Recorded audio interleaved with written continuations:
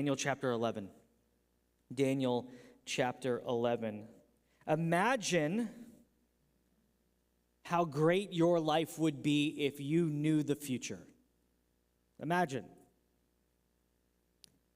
You would never lose if you knew the future. You would never lose money.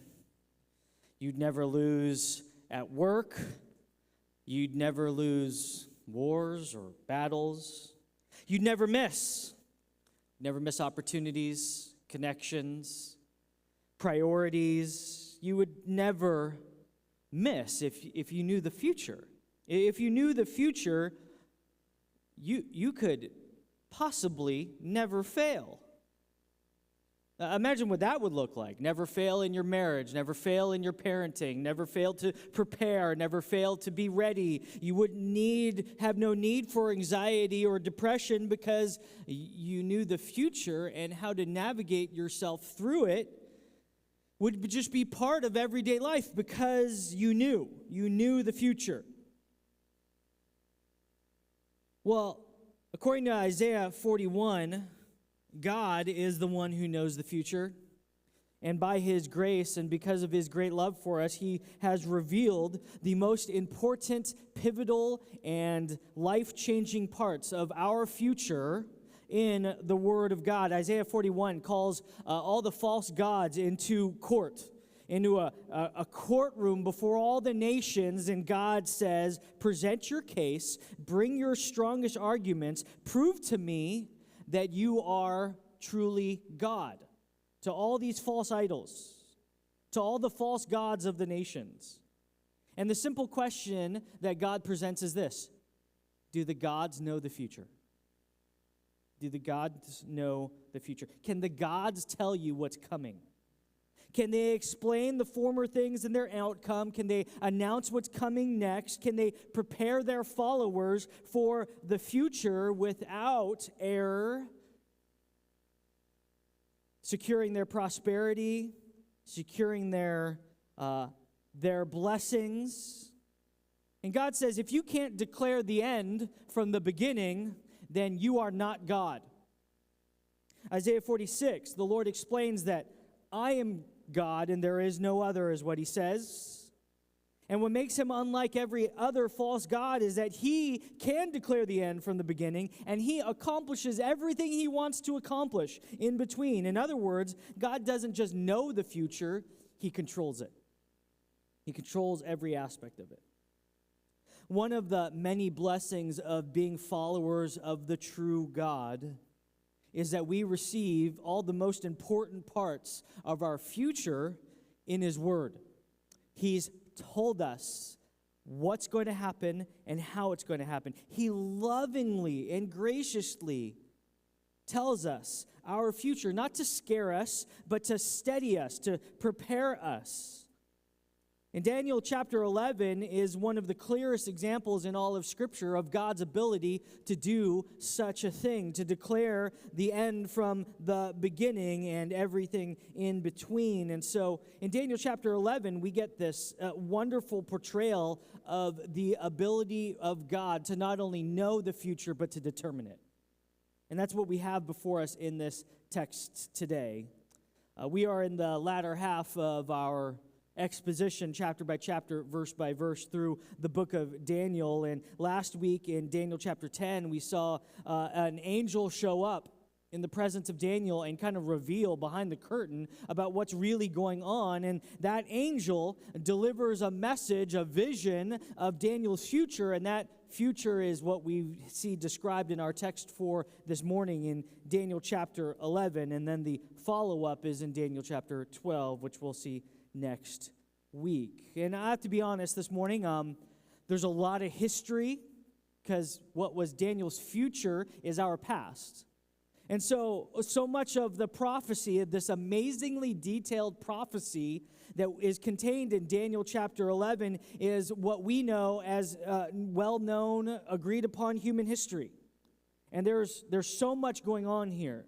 And I could spend this entire morning and week after week talking about history, talking about Alexander the Great, talking about the Ptolemies, talking about the Seleucid Empire, and all three of you would enjoy that. But there's more to this than just an accurate portrayal of history. This isn't just a history lesson. God tells us the future to teach us about who He is. And so we're going to go over that. But I want to give you an overview real quick. In Daniel chapter 11, what you're looking at in these 45 verses is hundreds of years of Daniel's future, of what we call human history. Verses 1 through 4 is really the setup. It gets us from the Persian Empire and Cyrus and Xerxes to Alexander the Great. That's 1 through 4. It's really the setup. I mean, we know Alexander the Great from Western civilization history, but he's really not a main player in this text, although obviously he's mentioned as the first great conqueror of the Greek Empire. But what really is in the focus is in verses 5 through 21, the Ptolemy and the Seleucid Empire. Okay? And in particular, one of the Ptolemaic Empire, a man named Antiochus Epiphanes, which is recorded for us and described for us in verses 22 through 35. There's so much about him. We'll look a little bit about him, but we've really talked about him before. We saw everything that a lot of what the Lord wanted us to remember about him all the way in Daniel chapter 8. So you can go back and listen to that in our sermon archives. But what happens next is surprising. In verses 36 and beyond, God takes this angel takes like the foreshadowing, the character of Antiochus Epiphanes, and really uses him as a description of something that's still to come in our own future, the one and exclusive Antichrist. There are many Antichrists, and there's many who have followed in the pattern of Antiochus Epiphanes since him, but coming in the end is a final and ultimate king of the Antichrist who will outrank and outdo them all. And so that is that future. Our future is described for us in verses 36 through 45, and he kind of jumps ahead for something for us to all come and understand. Now, here's some things you need to know about Daniel chapter 11 before we jump in. There's at least 135 different prophetic specific details in this text. At least 135. Some scholars say 160. Some say 170 of prophetic details about what's happening or going to happen in Daniel's future. In Daniel chapter 11, the angel proclaims that this king will marry this king, and this person will betray that person, and this person will be murdered by that person. All of these amazing historical events that we know as history, who would win which war, and when the temple would be destroyed, and how the powers would shift from one empire to another. Those things are described for us in great detail. Okay, so this isn't like what some people call, prophetic, like a Mayan calendar, where there's like, well, the sun will rise and then a guy will be born, where it's just like general and garbage, right? This isn't Nostradamus. This isn't stuff like this. Is incredibly detailed, chronologically accurate, historically true prophetic words.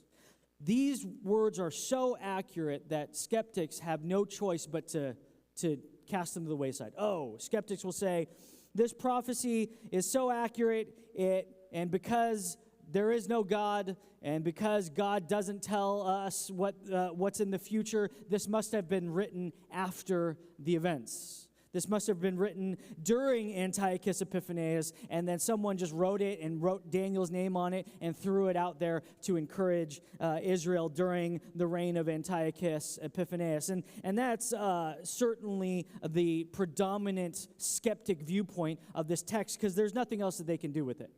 And there's nothing else that they can do with that. And we've talked about that in the past, how if hundreds of years after the life of Daniel did some writer come up with this fiction so accurately in the first 4 books, the narrative of the book of Daniel? How did they know that the plaster was on the wall when God wrote those words on the wall? How did they know accurately the correct language and diction from the correct culture and historical setting of Daniel? All those things are impossibilities, and we know that Daniel wrote this.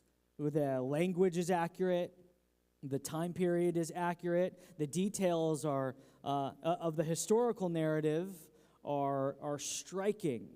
And so what really has to happen is we've got to come before this chapter and realize that God's word is something special.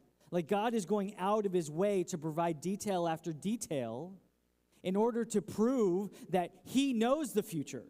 In order for us, he recorded it in Scripture and preserved it for us to read thousands of years later, and so that we could sit there with secular historians and with contemporary historians of the Greek Empire and read and be like, go back and forth and say, wow, God did exactly what he said he was going to do, so that our assurance in who God is will be strengthened. That is all particular and necessary for us to, as we deal with a chapter like Daniel chapter 11. So let me jump into the details of this text, but before we do that, I want you to know point number one.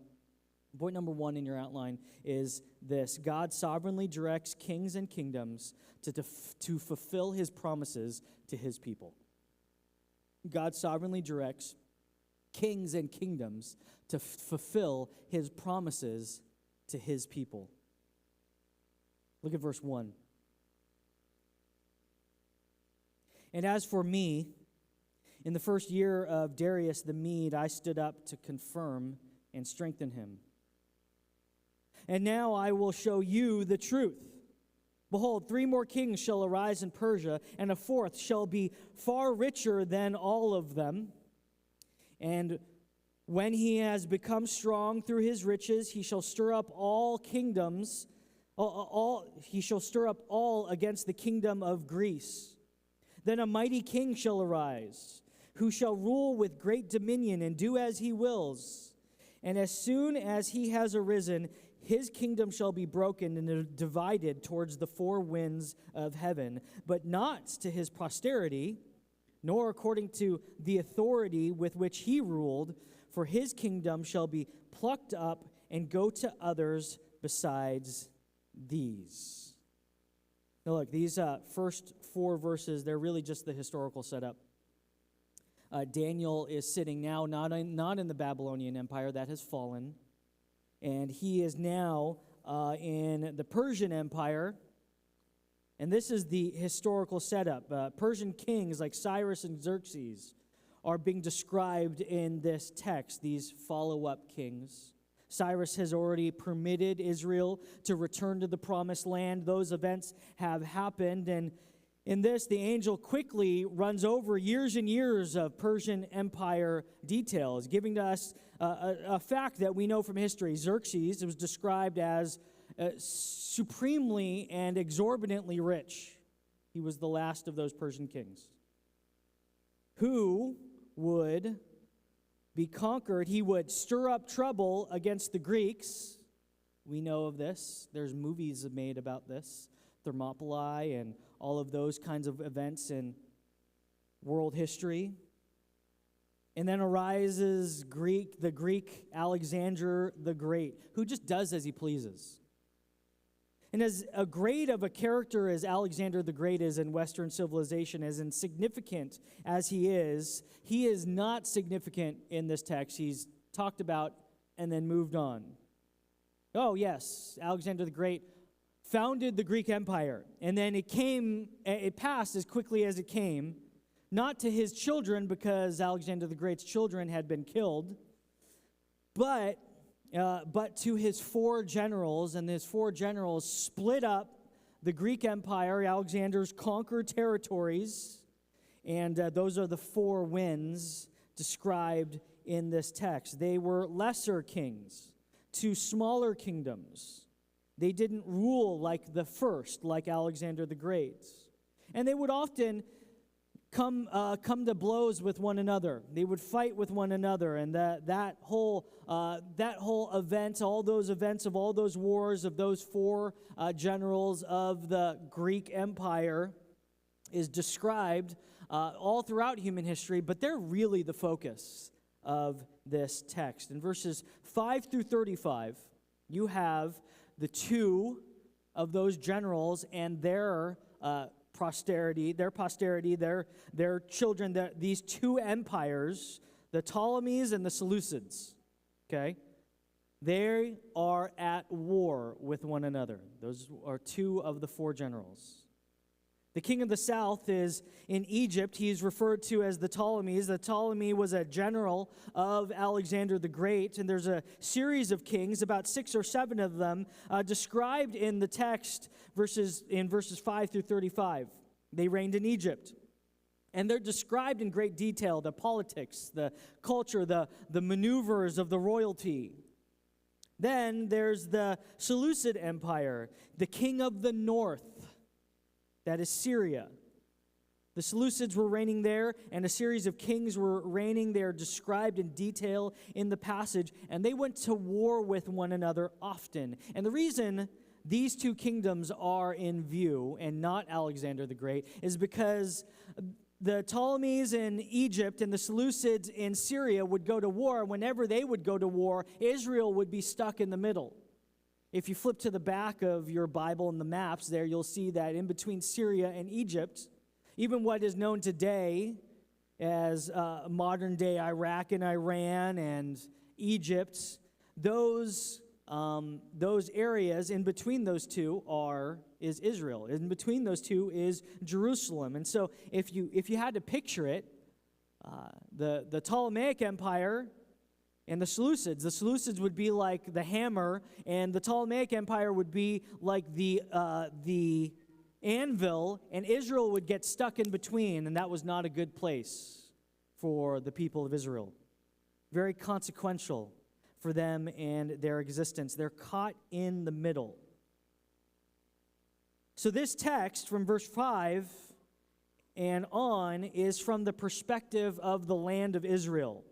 Or as Daniel calls it, the glorious land, the God's land, the city of God, Jerusalem, particularly focusing on the temple. Why? Because God's promises to Israel are at stake. The Ptolemies come up and fight the Seleucids, and Israel loses in between. They get trampled on in both ways. Then God's promises are forfeit. Israel's on the brink of annihilation, right? They're just getting their feet under them. But time and time again, they're owned and destroyed. Time and time again, this text, historically, we know is accurate. It means that if Israel goes out of existence, or if Jerusalem gets destroyed utterly, then God's promises to Israel are all failed. God's promises to Abraham have all failed. And the fact that Israel is the pawn of greater world powers and just gets handed back and forth by other greater powers is contrary to the promises that God had made to Abraham and to David. And so what's going on here? That's why Daniel is so disturbed and depressed. That's why he's fasting without eating, because he wants to know the future of God's promises to his people, Israel. And so it's critical and necessary.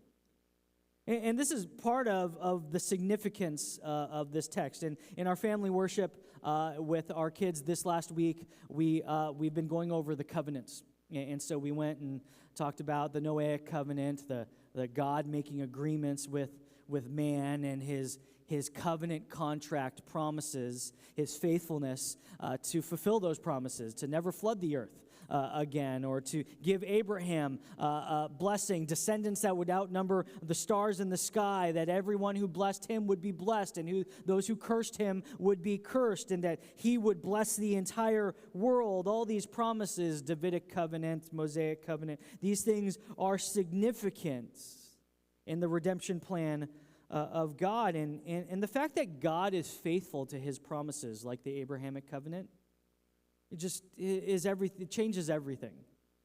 Like, when was the last time you ran into somebody who identified themselves as a Hittite, a Philistine? No, they don't exist. Why? God didn't promise to preserve them. But the greatest national, ethnic people that are still in existence from ancient history, the oldest people group from ancient history, is Israel. Are the people of God, Israel. Why? Because God made promises, and he will fulfill those promises to those people. There's actually a small village of actual Egyptians, like Pharaoh Egyptians, but there's like 100 of them. But Israel is all over and back in the land.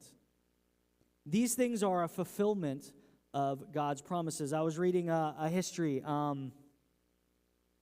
God, Israel, and the Promised Land, or I forget exactly the title. I remember I was reading it while I was traveling through Europe, and the author, who was not a Christian or not even really a theist, said that the greatest proof of God is the existence of the people of Israel.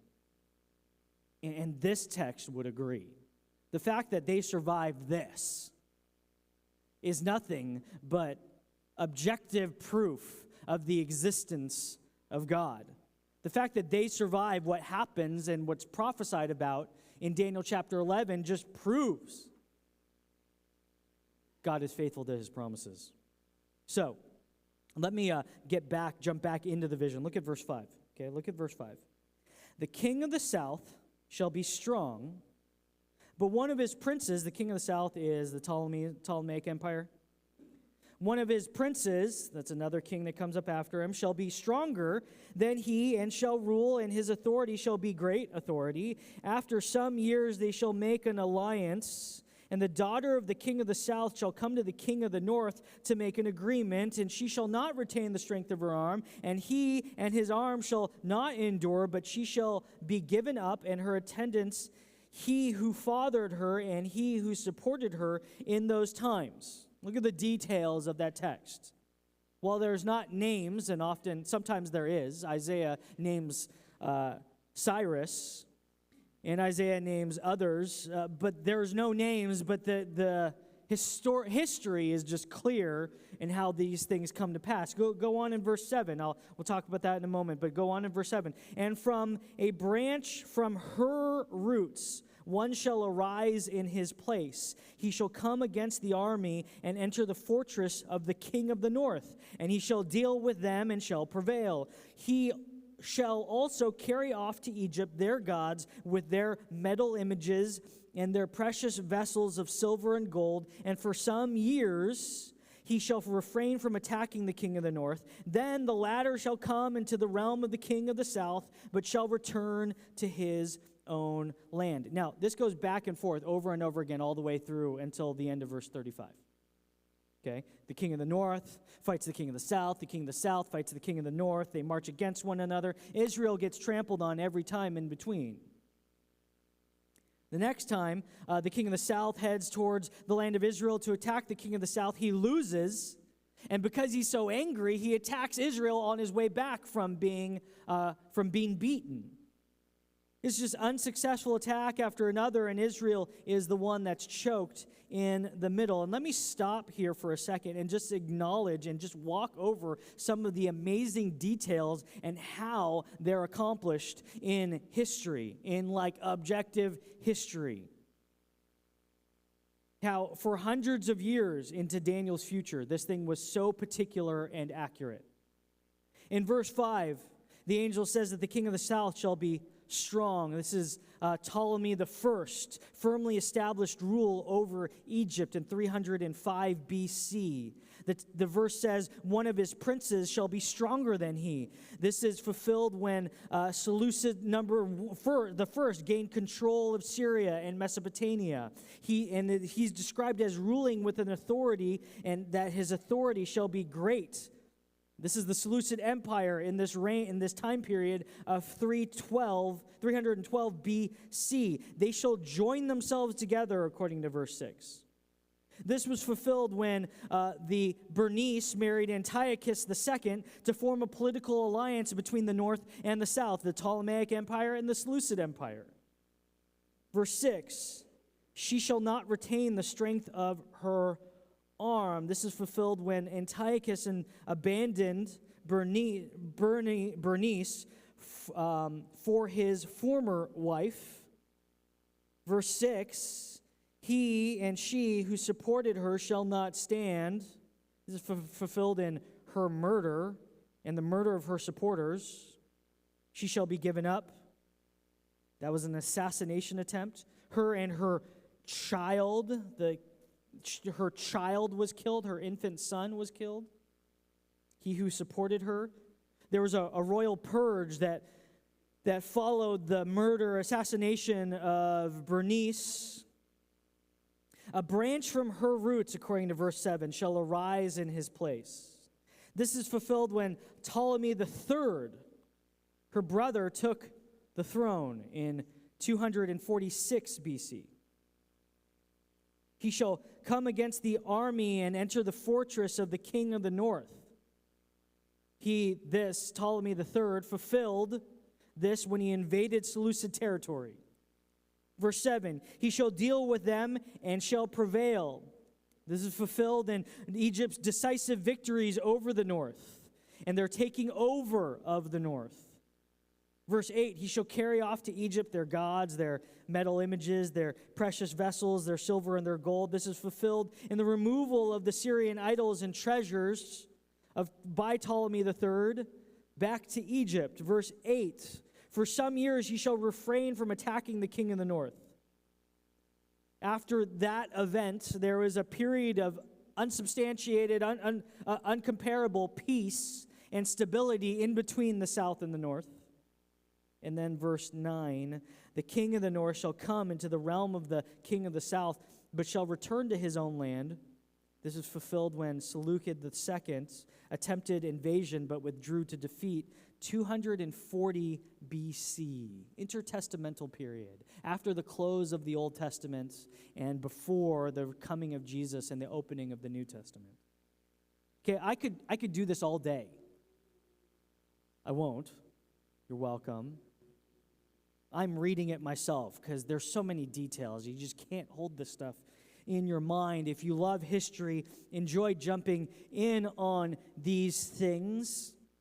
But I could go over this all day, 135 or more predictive events in this singular chapter alone. History records the perfect fulfillment of this prophecy made hundreds of years before the events. And what follows the text we've already read is a description of a man who was named Antiochus as well, but also gave his name Epiphany, worshipped one. And in verses 10 through 35, he's one of the kings of Syria, who's talked about in Daniel chapter 8 already, and he's the one that went into Jerusalem and tore down the temple and sets up a statue of Zeus in the temple and offered sacrifices to Zeus on the altar in the temple. This is what Daniel describes as an abomination of desolation. Antiochus, he's the one described, and he's prophesied of in this text, and the events of his life are described in this text in similar detail. And again, we could go over that over and over again in the text. But there's something I want you to see with your own eyes that I think many of us miss, okay? you just get inundated with the history. And I don't want you to miss and just skip over the real application and necessary teaching of what God's trying to say in Daniel chapter 11, because this isn't just like, okay, this isn't just a history textbook. Okay, this isn't your old history class where you just memorize dates and names and people and consequences. That's not what's happening here at all. Instead, this is a theological treatise through history. Yes, there is evil people everywhere. Over and over again, they're at war. But you missed something in the text. Well, let me give you an example. Look at verse 11. Verse 11 of chapter 11. Then the king of the south, moved with rage, shall come out and fight against the king of the north, and he shall raise a great multitude, but it shall be given into his hand. Okay, one of the most important parts and necessary parts of Bible study when you're reading the Bible is to look at repeated words. And one of the most repeated words in this text, besides the north and south and those things, is the repeated word but. The word but is repeated in verse 4, verse 6, verse 7, verse 9, verse 11, verse 12, verse 14, verse 18, verse 20, verse 21, verse 25, 27, and verse 29 throughout the entire prophetic portion of this text. And it's used in the same way over and over again. It's, this king went out to go and do this, but that's not what happened. But he was foiled. But he failed. But he did not succeed. Over and over again. That's the lesson of this text, that world powers, rich and powerful men, have designs and plans. They scheme and they strategize, but God rules. They plan, God decides. They move, God directs. They intend, but God determines. And over and over again, the powerful thoughts and plans of powerful men are come to nothing. Why? Because God's in control. He said beforehand exactly what would happen so that we would know the intent of these world powers, and then when they failed, we could attribute it to nothing but the sovereignty of God who predicted it hundreds of years beforehand. History is not being driven by the strongest in the room, it's being governed by the sovereign Lord and creator of the universe. God doesn't suffer evil men. He doesn't give in to their plans. Our lives are not determined by the power of people beyond us. It's sovereignly ruled over by a gracious and loving God. Evil, wicked rulers only go as far as God allows, and then he just decides when to end them. He decides how to end them, and he decides the bounds of their evil. After all this description of the Seleucid and Ptolemaic empires, God gives this picture into why Antiochus Epiphanes. Look down at verse 33 of the text. Verse 33. This is talking about now Israel. The wise among the people, Israel, shall make many understand, though for some days they shall stumble by sword and flame, by captivity and plunder. When they stumble, they shall receive a little help. And many shall join to them with flattery, and some of the wise shall stumble, so that they may be refined, purified, and made white until the time of the end, for it still awaits the appointed time. See there in verse 33 through 35, the angel describes why. A vast conclusion summary of what's happening to the people of Israel. You know what? Some people, some of the wise people of God, they persevere. Yes, they get beaten down by sword and flame. They get captured and conquered, but they persevere. And some of the people, they compromise. They join themselves with these foreign powers. They abandon God and His word. And unlike Daniel in Babylon, they compromise themselves and their relationship with the Lord, the covenant that God made with Moses. And even some of the wise stumble, but not to destruction, to refinement. They stumble to refinement. And we can see that in history. The teaching of this text is what we wrote down as point number 1. God sovereignly directs the kings and kingdoms to fulfill His promises to His people. God promised to sanctify His people. He promised to be faithful to His people. He promised that His people He would be their God and they would be His people. And the part of the way they become tighter in their relationship with the Lord is through the fires of the trials that come upon them because of Greeks and Persians and foreign rulers. It's an ongoing cycle for the nation of Israel. And it's something that really hasn't ended. And this cycle repeats itself over and over and over again. There's conflict. There's compromise. But there's also cleansing. There's conflict. There's compromise. But there's also cleansing of the people of God. And the cycle hasn't changed for us. The cycle hasn't changed for us. Faithfulness will cost. And God will use the trials of this world and the powers of this world to cause us problems. Think about that the next time California does something stupid. Think about that the next time the federal government or foreign powers, the next time you watch the news.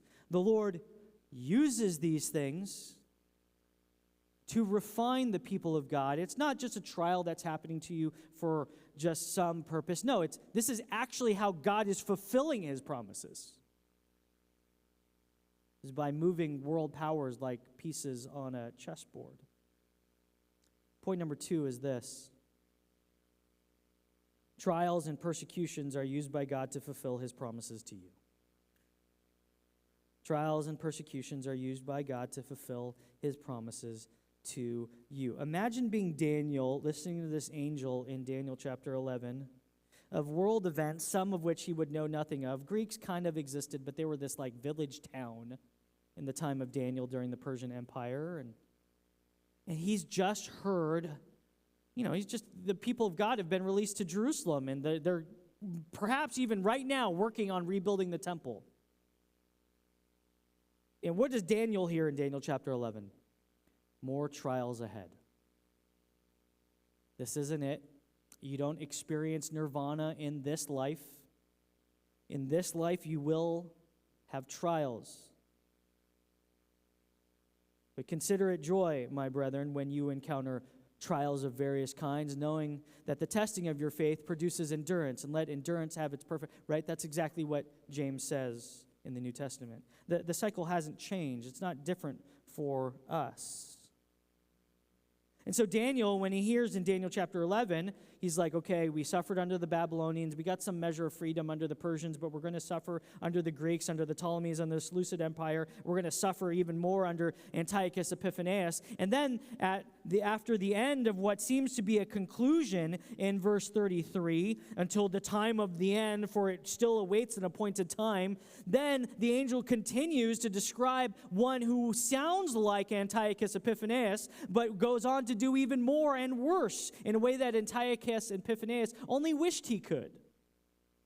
This is a repeated pattern for the people of God: conflict, compromise, and cleansing. My question for you is, what will you do when trials come upon you? What will you do when the trials of this earth come upon you? Will you compromise? Or will you be sanctified? Will you be cleansed? Will you use them for what they're intended to be, God's will in your life, to accomplish God's purpose in your life, the strengthening of your faith, which is more important, evidently, to God than your comfort and your security, the ease of which you live your life? No, God designs conflict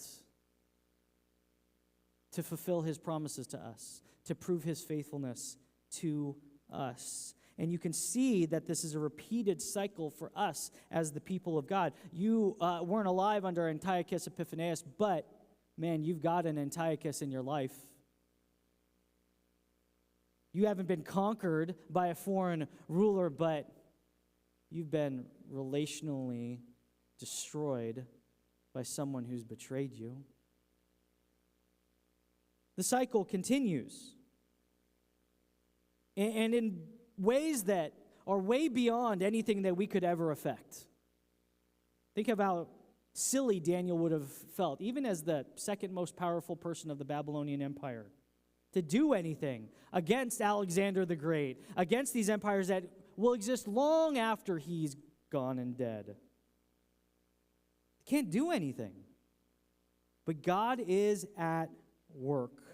He is, according to verse 33, refining, purifying, making white, cleansing his people. Look what happens next in the text. After that kind of conclusionary statement in verse 33, until the time of the end, for it still awaits the appointed time, the angel talks about our future. And this is well agreed upon by evangelicals across the theological spectrum, that what's talked about here is a future Antichrist. In some way, shape, or form, in the form of Antiochus Epiphanes, carries on some of the description. Verse 36, the king shall do as he wills. He shall exalt himself and magnify himself above every god, and he shall speak astonishing things against the God of gods. He shall prosper till the indignation is accomplished, for what is decreed shall be done. He shall pay no attention to the gods of his fathers, or to the one beloved by women. He shall not pay attention to any other god. He shall magnify himself above all. He shall honor the God of the fortresses instead of these. A God for whom his fathers did not know, he shall honor with gold and silver, with precious stones and costly gifts. He shall deal with the strongest fortresses with the help of a foreign god. Those who acknowledge him he shall load with honor, and he shall make them rulers over many, and shall divide the land for a price. Now, Antiochus Epiphanes didn't do this, right? It talks about how he exalted himself above all the gods. Well, Antiochus Epiphanes put Zeus in the temple. He put himself under foreign gods. And he didn't get to sell. He didn't, all these specific areas. He wished he could have, but he couldn't. Why? Because this has been reserved for the time of the end, according to verse 33. And again, in verse 40, at the time of the end, the king of the south shall attack him, but the king of the north shall rush upon him like a whirlwind with chariots, horsemen, many ships. He shall come into countries and shall overflow and pass through. He shall come into the glorious land. There it is again. This is a description of what's again repeated for us in the book of Revelation in the New Testament, a coming Antichrist and a final confrontation.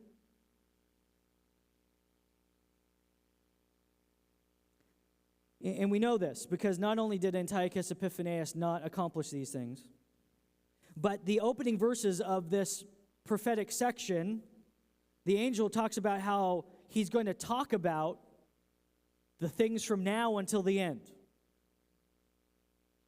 And yeah, it looks like Antiochus because there's been many like him, and there are many antichrists since him. But everything in this prophecy was not fulfilled by Antiochus Epiphanes, and specifically, Jesus said after Antiochus that the real abomination of desolation was still yet to lie in the future. Even General Titus, who is not talked about in this text, didn't accomplish these things. Why? Because it lies still future. And so the warning of what is the beginning of Daniel chapter 11 sits as a warning for us at the end of Daniel chapter 11, because this is our future. The rest of the text is our past, but this is our future. And Daniel is being told plainly about the people of Israel that many will fall away, not everyone will endure, some will trade obedience for safety, and some will trade truth for peace and prosperity. But God will discipline his people, and his called people will come to him. They will be cleansed. They will not fall away. And they will receive what the Lord intended through all these trials: cleansing, refining, strengthening of their faith. Think about in our own lifetime what happened during COVID. I know we don't like to think about those days. Remember when the government was telling us how to wash our hands? Those were great days. But think about what happened to the church. Same thing. It's just Daniel chapter 11 over again. Why are we surprised when evil rulers do stupid things? And why don't we use it for what it was intended for, not for social media complaining,